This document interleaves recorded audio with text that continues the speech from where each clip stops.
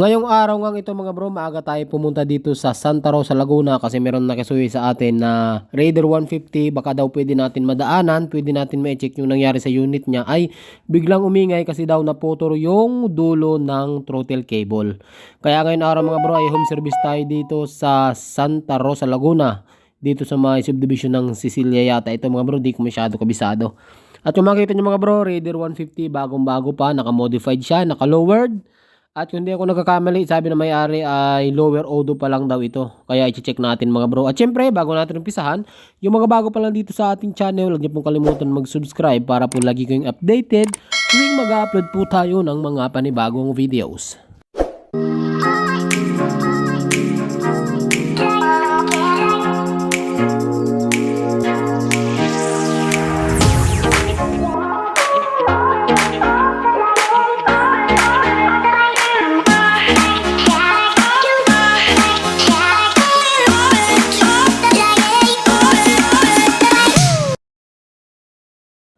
Baka hindi nyo alam mga bro kung anong oras tayo pumunta dito. Bali mga bro, pumunta tayo dito ng alas 4 ng madaling araw at nakarating tayo ng alas 5. Kung makikita nyo mga bro, chinik natin dito yung odometer ay 7,252.4.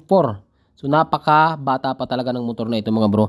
At sabi naman mga bro ng may-ari, ito ay 1 taon pa lang daw yung motor. Tapos nagkaganito na. Ito mga bro ay nangyari daw nung New Year. Yan, nung January o December. Yung New Year. Di ba? Kaya makakita nyo mga bro na kasi sa atin baka daw pwede natin ma-check kasi nung pinaandar nila naputol nga yung throttle cable, panigurado kinain daw ng karburador. Kasi sabi rin mga bro no may-ari, ito ay hindi na stock carb. So nagpalit po sila ng 28mm na karburador. Ayan, kaya mga bro, tapos isa pa, naka-open carb din. Kaya alam nyo ba kasi mga bro, anong nangyari dyan, yung carb natin ay ang pressure niya papasok, yung vacuum. Pagbaba ng piston, pagangat ng piston, ay pagbaba ng piston, tapos pagbaba ng intake valve, pahigop siya. Kaya kung ano man ang dumi na mahahagap ng karburador, ay possible na kainin nyo talaga. Dito, chinechi ko mga bro, pinagpapalitan na. Nato yan, tamang video-video muna tayo, tas kape. Kasi nga, maagang-maaga pa ito mga bro. Alas 5 tayo gumagawa na. Ang tunay na service kasi natin mga bro, meron tayong gagawin na isang Kawasaki Roadster 135. So kung mapapansin nyo dito, talagang putol yung kanyang throttle cable. Kaya pinabili ko din yung may-ari nito ng ganitong klaseng throttle cable, naka quick throttle. Tapos dito, kulang-kulang na din yung kanyang tornilyo. Pinagtatanggal natin. Yan, pinapatanggal natin sa may-ari kasi kabisado niya daw tanggalin. Yan o. Shoutout pala dito sa may-ari. Bali mga bro, may pasok pa yan. So, estudyante pa lang ang ating customer ngayon. Pero taga Bicol din yung kanyang mga magulang, no? Kaya marunong din siya mag-Bicol. Kaya nakisuyo lang sa atin. Bali mga bro, yung pinsan niya, yan, so shoutout pala kay Carl at kay Boss Ken. Mga pinsan niya to mga bro. Yan, kaya binigyan natin ng malupit na discount, no? 1,000 lang yan, mga bro. Top overhaul, tapos home service. Saan ka pa? Diba? Doon sa mga nagtatanong ng ano natin. Siyempre, pagka mga trupa-trupa, meron tayong mga discount na malulupit. Partida, malayo yung pinanggalingan natin dyan. Tapos top overhaul, check up na lahat. Pero dito naman, sabi naman nila ay 7,000 odo pa lang. Kaya sabi ko, check natin. Ito pala mga bro ay hindi na umaandar. Ano? Siguro, sabi ko nga, wag naman sana nabalik ko yung valve. Kasi kung balik ko ang valve, talagang magkakaproblema talaga. Gastos malalayan mga bro pag nagkataon. So dito nagpatulong na tayo mga bro ano, dun sa may-ari kasi kabisado niya tanggalin. Kasi nga, nagmamadali rin po tayo nito. At, nung chinik nga natin mga bro dito, ay marami na pala ditong pinaggagawa. Hindi na stock yung ignition coil, yung harness, nilagyan ng rapid backfire. Yun, isa pa yung nakasira.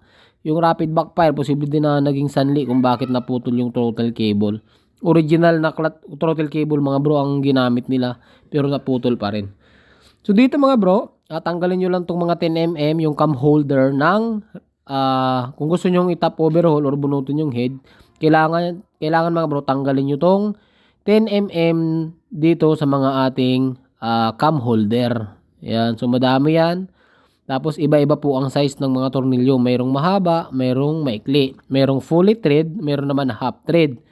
Yan, pero madali lang din naman i-distinguish yan mga bro yung tornilyo. Pagka sobrang haba or sobrang ikli, hindi po talaga para yan dyan. Diba? So, tanggalin nyo lang lahat yan mga bro, ano, para mahugot natin yung cams at yung ating cam holder. So gamit lang kayo ng magandang tools. So lagi kong sinasabi sa inyo mga bro, kapag gumagawa kayo ng mga ganito, lalong lalo sa loob ng makina, gumamit po kayo ng magagandang tools, no? Para hindi mabilog, para maiwasan yung masira yung mga bolt. At hugutin natin yung cam holder sa exhaust. Take note, meron po yung dowel pin. So minsan, nahuhulog po yan sa loob para hindi na kayo magkalas ng makina. Double check nyo yung dowel pin. Ayan, dalawa po yan. Yan, kunin lang natin, ibalik natin dun para hindi na mahulog. Kasi minsan, yung mga nagkakalas, mga bro, ay hindi nila na-check yung dowel pin. Pag bunot nyo, nahuhugot na siya. Tapos, yung sa intake naman, ayan, bunutin din natin mga bro. So, hindi po kayo magkakabaliktad dyan, ano, kasi meron po yung baliktaran. O, ibig kong sabihin, meron po yung mark. Merong I nakalagay, ibig sabihin po nun, intake. Meron naman E nakalagay, ibig sabihin exhaust. Ayan, so binunot natin. Meron din dowel pin yan mga bro. Ayan, dowel pin din po yan. So, iingatan nyo na lang mga bro. Uy, makita nyo, fresh na fresh, diba? Black cams pa nga. Black cams pa nga mga bro. Ayan, hugutin natin yung isang cam holder. Kita nyo naman siguro. Black cams, magkaiba po ng cams yan. Malimit talaga dyan na black cams mga bro is yung intake. Ano? Pero wala naman issue yung cams niya. Sinikap natin, meron siyang kaunting tama. Pero pwede pa po yan mga bro. Yan, maganda pa yan. Kasi wala pa naman tama talaga. Kasi malimit yan mga bro, malimit tuminga yung mga black cams. Pero dito, ang goal natin kaya tinap overhaul para bunutin, okay, para bunutin yung kinain na parts or na dulo. Kasi mga bro, ang dulo po ng ating mga throttle cable, tingga po yan, tingga. Yan, minsan may mahina pagkadali, talagang natatanggal talaga po yan. So tanggalin natin yung exhaust. Yan, tanggal. So luluwagan nyo pala mga bro yung ating luluwagan nyo yung ating tensioner para mahugot nyo yan. Tanggal din yung intake. Yung ating mga cup dito sa may shims, wag na po natin tanggalin yan malinis pa naman yung kanyang makina. Yung meron po tayo ditong shim cup na 4, dalawa sa intake at dalawa rin po dito sa exhaust. Ayan, tapos mga bro dito mayroong 4 na 12mm yan, okay, meron po yung 4 na 12mm dyan sa head. So yun ang kailangan natin tanggalin. Tapos sa ilalim naman, sa pagitan ng head tsaka ng block, meron po yung 3 na 10mm na bolt. So tatanggalin din po natin yun para matanggal. So kung makikita nyo nga mga bro, ang ginagawa natin dito ay niluluwagan na natin yung 12mm na bolt dito sa Raider 150. At saka pala mga bro, meron po tayong mga detalyadong video dito sa Raider 150. Kung paano mag-overhaul, paano magpalit ng clutch, magneto, starter, paano magpalit ng block, paano mag-timing, paano mag-reshims, tamang sukat ng Raider 150. So, meron po tayong mga full video sa YouTube. Kaya dito sa video natin mga bro, total home service naman tayo. Hindi po tayo gumagawa ng mga detalyadong video kasi minsan, limitado lang po yung oras natin. Yan, buti nga mabait yung customer natin dito mga bro. Nakisuyo tayo na siya mag-video sa atin. Kaya nagkaroon tayo ng vlog for today's video mga bro. Yan, duwagan lang natin to. Kamayin nyo na mga bro kapag maluwag na. Tapos, ang diskarte mga bro, alternate lang yung pagluluwag para hindi masira yung ating mga tread. Bale mga bro, dito hindi na naman natin bubunutin yung cylinder block. So, ang gagawin lang natin dito, angat lang talaga natin yung head. Kasi mga bro, ang 7,000 ay bagong-bago pa po talaga yan.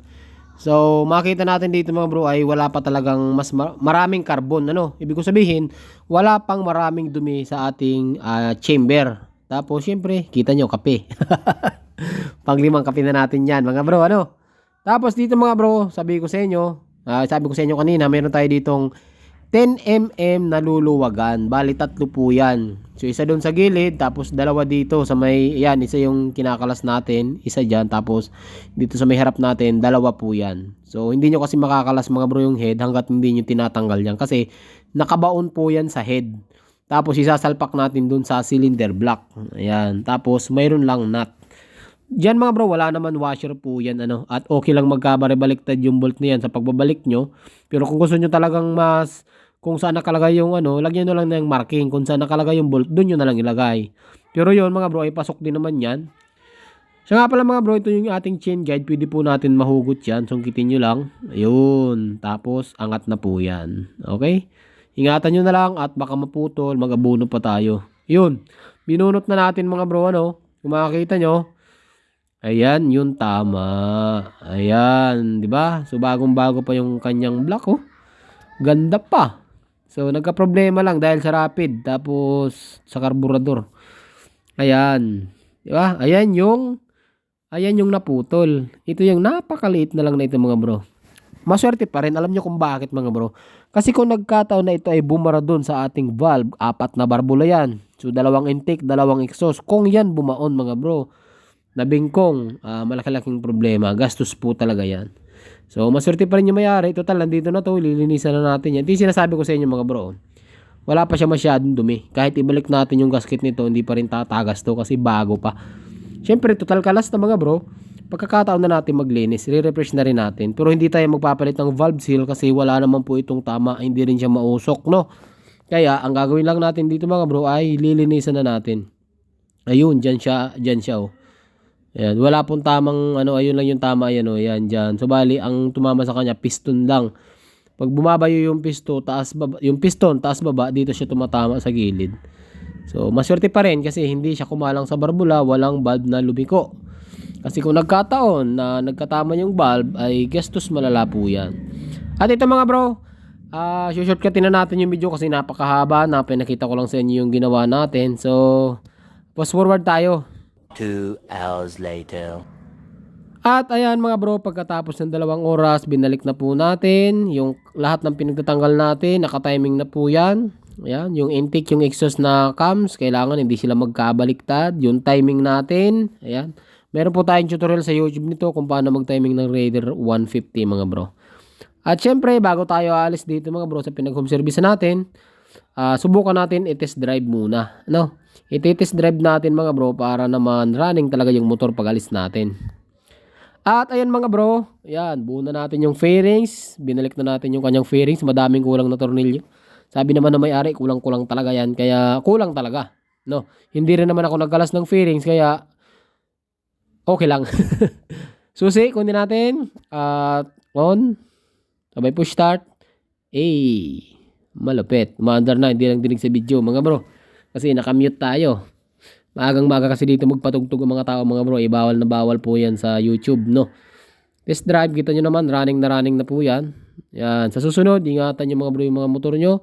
Mas maigi, kung hindi pa naman bayad layo ang motor, kung hulugan pa ay wag muna i-modify. All stock muna kayo mga bro. Kasi malimit masira yan kapag kaganyan. So, gastos. Sabagay, medyo okay naman yung may-ari. Medyo may kaya naman. Kaya okay lang. Okay lang mag-modified. Di ba? Ayun, dami ng pinalitan mga bro. Wala pa 1 taon yung motor niya. Hulugan yan. Di ba? So hanggang dito lang yung video natin mga bro. Magandang araw sa inyong lahat. At puntahan na natin yung isang home service natin na isang Rouser 135. Alright, ba tayo dyan mga bro? Alright.